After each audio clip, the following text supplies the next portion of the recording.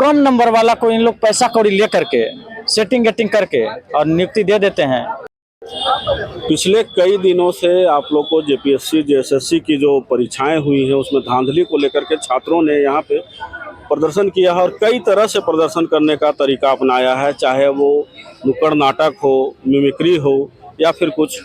और पिछले कई दिनों से एक शख्स हैं जो काफ़ी प्रचलित हो रहे हैं, चर्चा में हैं, क्योंकि उन्होंने पूरे सिस्टम का पर्दा फाश कर दिया है और जितनी रेट चली है उस रेट को भी बताया है। जो इसके भुक्तभोगी हैं वो भी हैं और जिन्होंने सीटें खरीदी है उनका भी इनको ज्ञान है और साथ ही साथ सीट कैसे बिकी, इन्होंने बेचा, ये भी जानते हैं। लेकिन आज किस पद में हैं और क्या बन के आए हैं, इन्हीं से जानते हैं। सबसे पहले तो अपना परिचय दे दीजिए। मेरा नाम राहुल क्रांति हुआ और मैं पलामू जिला का निवासी हूँ, लेकिन रहता हूँ रांची में ही।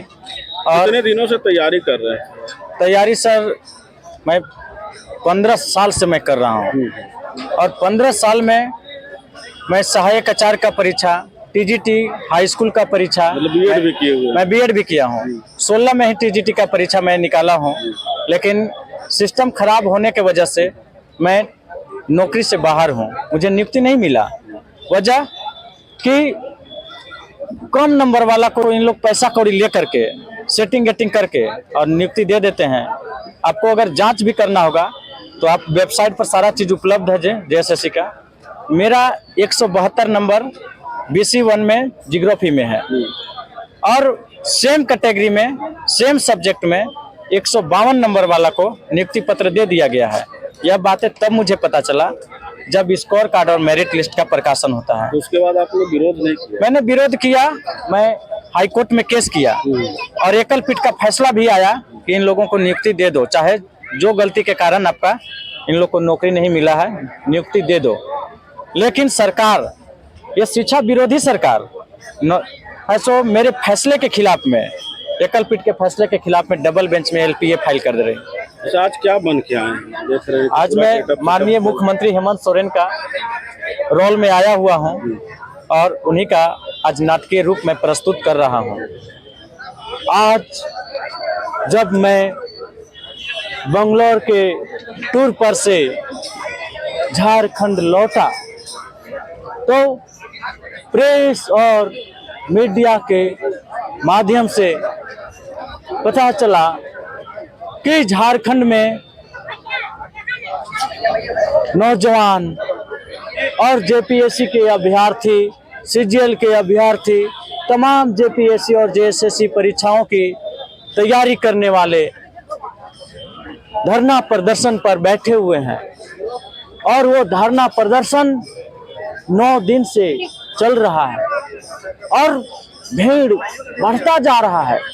मैंने शुरुआत में सोचा था कि 2-4 दिन करेंगे, बीमार पड़ करके हॉस्पिटल चले जाएंगे और समाप्त कर देंगे धरना। लेकिन मुझे ज्ञात हुआ कि और नौजवानों में जोश बढ़ता जा रहा है। तब मुझे लगा कि अब जाकर के वार्ता करना चाहिए। आज मैं अनशन तुड़वाने के लिए नारियल पानी लेकर के आया कि भाई अनशन तोड़ दो, नहीं तो मेरा मुख्यमंत्री का कुर्सी हिल जाएगा, खतरे में पड़ जाएगा। लेकिन ये नौजवान नहीं मान रहे हैं, CBI जांच पर अड़े हुए हैं।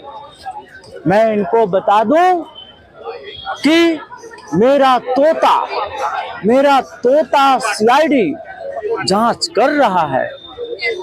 जांच रिपोर्ट आने पर मैं कार्रवाई करूंगा। लेकिन ये नौजवान नहीं मान रहे हैं। इन लोग को पता होना चाहिए कि मेरा नेक इरादा झारखंड के नौजवानों का नौकरी बेचना है। यूपी, बिहार, पंजाब, राजस्थान के लोग नौकरियां आकर के खरीद रहे हैं, लेकिन इन लोग को ज्ञान नहीं है कि हम नौकरी खरीदने की तरफ पैसे की व्यवस्था करें, पढ़ने के बजाय पैसा जुगाड़ करें। लेकिन इन लोग ऐसा नहीं करते हैं। हाँ ठीक है, मैं चुनाव में बोला था कि 5 लाख नौजवानों को रोजगार दूंगा। आज भी मैं कटिबद्ध हूँ। मैंने रोजगार की बात कहा था, ये नहीं कि सरकारी नौकरी का। मैं इन लोगों को मुर्गी, सुअर, बकरी पालने का सलाह दिया हूँ। ये सब करने के बजाय इन लोग आंदोलन कर रहे हैं। इस आंदोलन से मुझे कोई फर्क पड़ने वाला नहीं है। मेरा वोट महिलाओं का सुरक्षित है। मैया समान योजना बृहद तौर पर चला रहा हूँ और ये जो नौजवान हल्ला कर रहे हैं, इनको भी इसी नौकरी को बेचने से जो मेरा पैसा प्राप्त हो रहा है, उसी से इनको दारू, मुर्गा मैं व्यवस्था करूंगा। मेरे कार्यकर्ता इनके घर तक पहुंचाएंगे और फिर से ये लोग वोट देंगे। ये पैसा मैं वोट खरीदने के लिए जमा कर रहा हूं। दोस्तों, आज मैं मुख्यमंत्री हेमंत सोरेन का नाटकीय रूप प्रस्तुत करके और मैं उनको संदेश देना चाहता हूं कि हम लोग 9 दिन से ऐसे समझिए कि धरना प्रदर्शन पर हैं, लेकिन अभी तक आपके मंत्रालय से अभी तक कोई भी आकर के ऐसा पूछने का काम नहीं किया है कि आप लोग क्यों बैठे हैं, आपकी मांग क्या है। इसलिए मैं आज एक नाटकीय रूप या नाटकीय तंज कसते हुए मैं मुख्यमंत्री हेमंत सोरेन का ध्यान आकृष्ट कराना चाहता हूं कि झारखंड के नौजवानों को जिस तरह से आप रेट लगा करके नौकरी बेचने का काम किए हैं, उस पर अब आप संज्ञान लीजिए। क्या रेट है बताइए। यहाँ 15 लाख से कम किसी नौकरी का रेट नहीं है। 15 लाख, 20 लाख, 30 लाख से लेकर के 1 करोड़ तक, जैसा पद वैसा पैसा। आपको बता दूं, अगर आपको लगता होगा कि राहुल क्रांति सिर्फ सरकार को बदनाम करने के लिए बात कर रहा है, तो साहब, सहायक आचार्य का 26,000 का विज्ञापन निकला था। एक बार विज्ञापन निकला, एक बार परीक्षा हुआ, तो नियुक्ति भी एक बार होना चाहिए था। तो ये साग सब्जी की तरह टुकड़ों टुकड़ों में नियुक्ति क्यों बट रहा है? अभी तक चल रहा है। अभी तक चल रहा है। 5 बार आप ही लोग कवर किए होंगे। 5 बार नियुक्ति पत्र वितरण समारोह हो चुका है। अभी तक 11,500-12 हजार है सो मिला। पत्र जब दिया जाता है, जब हम लोग भी जाते हैं, आप लोग भी देखते होंगे, तो सारे लोग यूपी, बिहार, हरियाणा और चंडीगढ़ से ही रहते हैं। तो बाहर के लोगों के पास इनको सीट बेचने में सहूलियत होता है, हल्ला गुल्ला नहीं होता है, सीधे सीधे पैसा पहुंच जाता है। झारखंड एजेंट भी है इनका, पूरा एजेंट है। अभी तो खुलासा हुआ ना अभय तिवारी का। ऐसे कितने अभय तिवारी इन लोग पाल करके रख लिया है और झारखंड के नौजवानों को भविष्य बेच रहा है। आपके चैनल के माध्यम से मैं माननीय मुख्यमंत्री जी से अपील करना चाहता हूं कि आप नौजवानों से बात कीजिए। आप हमारे धरना प्रदर्शन स्थल पर खुद आइए और हमारी जो मांगे हैं उसको आप पूरा कीजिए और सीबीआई से जांच कराइए। जितने भी परीक्षाएं आपके समय में हुए हैं, जितने भी परीक्षाएं हुए हैं, वो सभी परीक्षाओं का आप सीबीआई से जांच कराइए। जब आपका नेक इरादा है तो फिर डर किस बात का है? आप सीबीआई से जांच करा दीजिए। हमारी यही मांग है।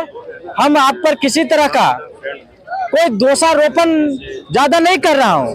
आपका अगर नेक इरादा है तो आप जांच करा दीजिए साहब। अगर सत्र चलने वाला है 6 तारीख से, सरकार की तरफ से पहल नहीं होती, अगर 5 तारीख तक मुख्यमंत्री से या मुख्यमंत्री के द्वारा नियुक्त कोई भी प्रतिनिधि मंडल से अगर हमारी संतोषजनक बात नहीं होती है तो विधानसभा का घेराव भी होगा।